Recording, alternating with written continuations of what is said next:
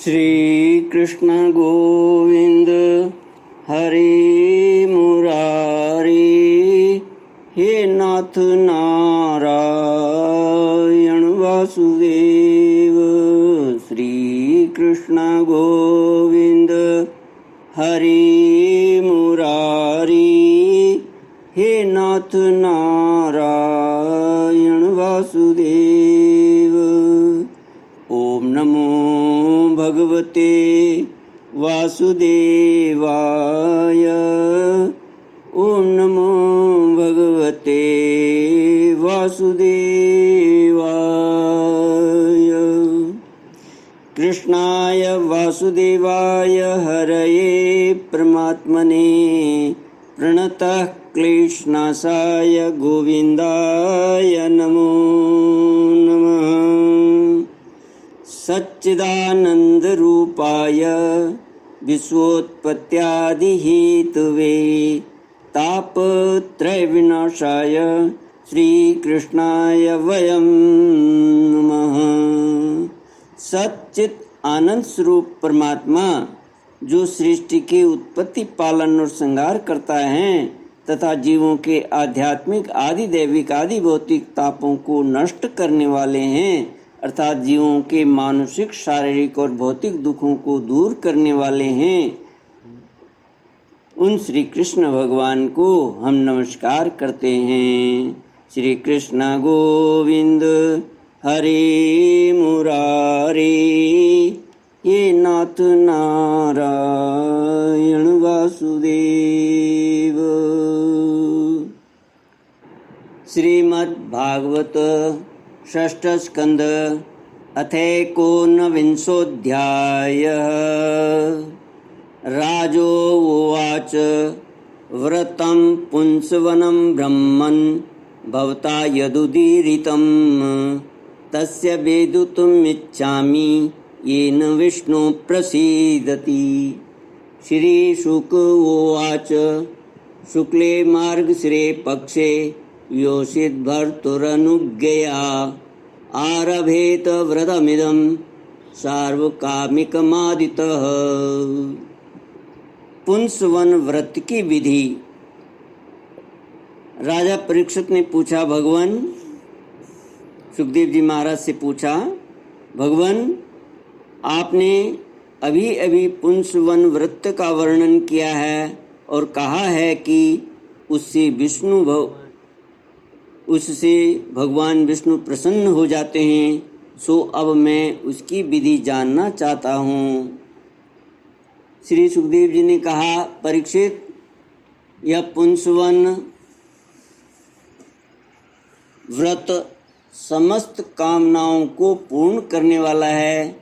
स्त्री को चाहिए कि वह अपने पतिदेव की आज्ञा लेकर मार्गशीर्ष शुक्ल प्रतिपदा से इसका आरंभ करे। पहले मरुदगण के जन्म की कथा सुनकर ब्राह्मणों से आज्ञा ले, फिर प्रतिदिन सवेरे दांतुन आदि से दांत साफ करके स्नान करे, 2 श्वेत वस्त्र धारण करे और आभूषण भी पहन ले। प्रातःकाल कुछ भी खाने से पहले ही भगवान लक्ष्मी नारायण की पूजा करे।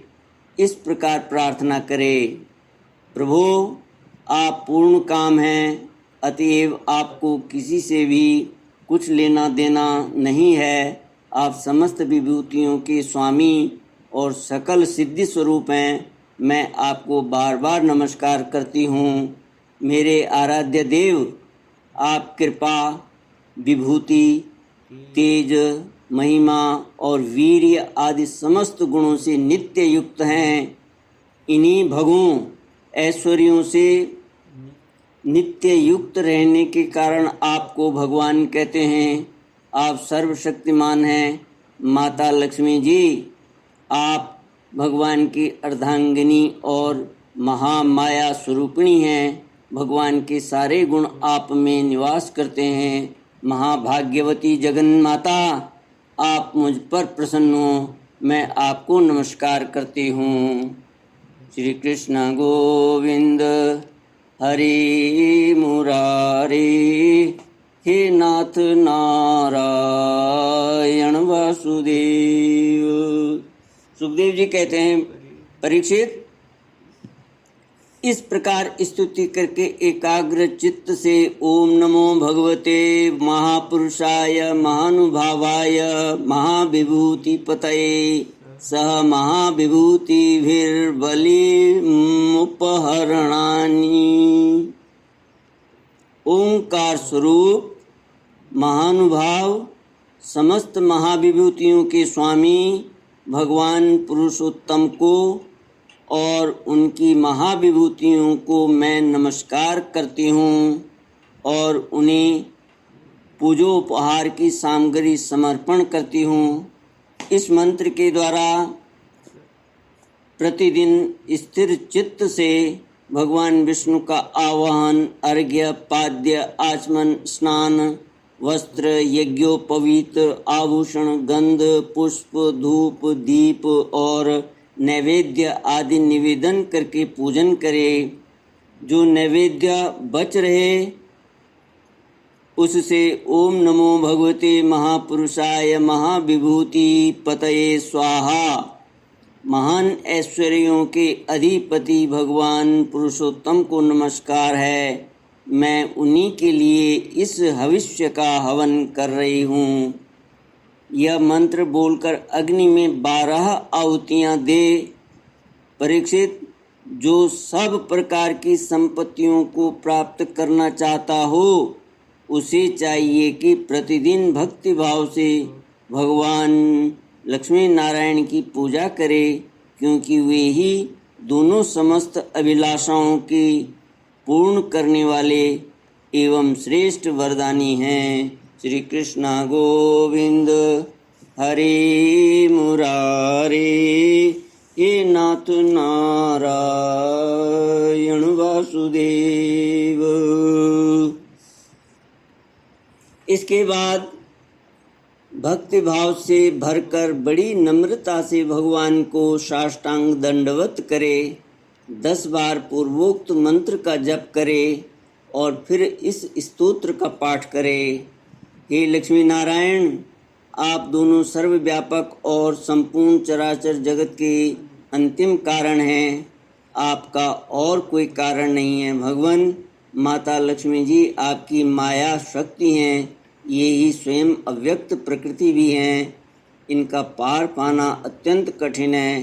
प्रभु, आप ही इस महामाया के अधीश्वर हैं और आप ही स्वयं परम पुरुष हैं। आप समस्त यज्ञ हैं और ये हैं यज्ञ क्रिया।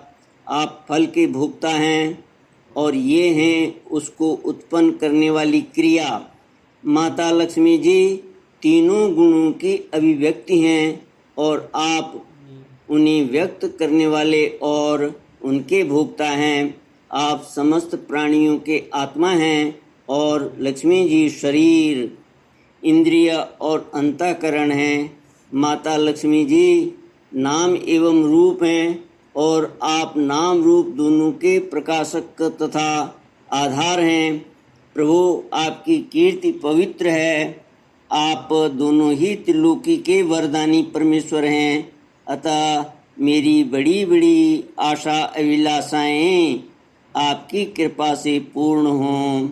परीक्षित, इस प्रकार परम वरदानी भगवान लक्ष्मी नारायण की स्तुति करके वहाँ से नैवेद्य हटा दे और आचमन करा के पूजा करे।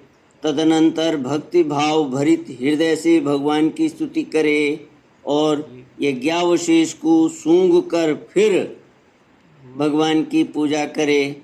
भगवान की पूजा के बाद अपने पति को साक्षात भगवान समझकर परम प्रेम से उनकी प्रिय वस्तुएं सेवा में उपस्थित करे। पति का भी यह कर्तव्य है कि वह आंतरिक प्रेम से अपनी पत्नी के प्रिय पदार्थ ला लाकर उसे दे और उसके छोटे बड़े सब प्रकार के काम करता रहे। परीक्षित, पति पत्नी में से एक भी कोई काम करता है तो उसका फल दोनों को होता है। इसलिए यदि पत्नी रजोधर्म आदि के समय यह व्रत करने के अयोग्य हो जाए तो बड़ी एकाग्रता और सावधानी से पति को ही इसका अनुष्ठान करना चाहिए। यह भगवान विष्णु का व्रत है, इसका नियम लेकर बीच में कभी नहीं छोड़ना चाहिए। जो भी यह नियम ग्रहण करे वह प्रतिदिन माला, चंदन, नैवेद्य और आभूषण आदि से भक्ति पूर्वक ब्राह्मण और सुहागिनी स्त्रियों का पूजन करे तथा भगवान विष्णु की भी पूजा करे। इसके बाद भगवान को उसके धाम में पधरा दे, विसर्जन कर दे। तदनंतर आत्मशुद्धि और समस्त अभिलाषाओं की पूर्ति के लिए पहले से ही उन्हें निवेदित किया हुआ प्रसाद ग्रहण करे। साध्वी स्त्री इस विधि से 12 महीनों तक पूरे साल भर इस व्रत का आचरण करके मार्गशीर्ष की अमावस्या को उद्यापन संबंधी उपवास और पूजन आदि करे। उस दिन प्रातःकाल ही स्नान करके पूर्ववत विष्णु भगवान का पूजन करे और उसका पति पाक यज्ञ की विधि से घृत मिश्रित खीर की अग्नि में 12 आहुति दे। इसके बाद जब ब्राह्मण प्रसन्न होकर उसे आशीर्वाद दें तो बड़े आदर से सिर झुकाकर उन्हें स्वीकार करे। भक्तिभाव से माथा टेककर उनके चरणों में प्रणाम करे और उनकी आज्ञा लेकर भोजन करे। पहले आचार्य को भोजन कराए, फिर मौन होकर भाई बंधुओं के साथ स्वयं भोजन करे। इसके बाद हवन से बची हुई घृत मिश्रित खीर अपनी पत्नी को दे। वह प्रसाद स्त्री को सत्पुत्र और सौभाग्य दान कराने वाला होता है। परीक्षित, भगवान के इस पुंसवन व्रत का जो मनुष्य विधि पूर्वक अनुष्ठान करता है उसे यहीं उसकी मनचाही वस्तु मिल जाती है। स्त्री इस व्रत का पालन करके सौभाग्य, संपत्ति, संतान, यश और ग्रह प्राप्त करती है तथा उसका पति चिरायु हो जाता है।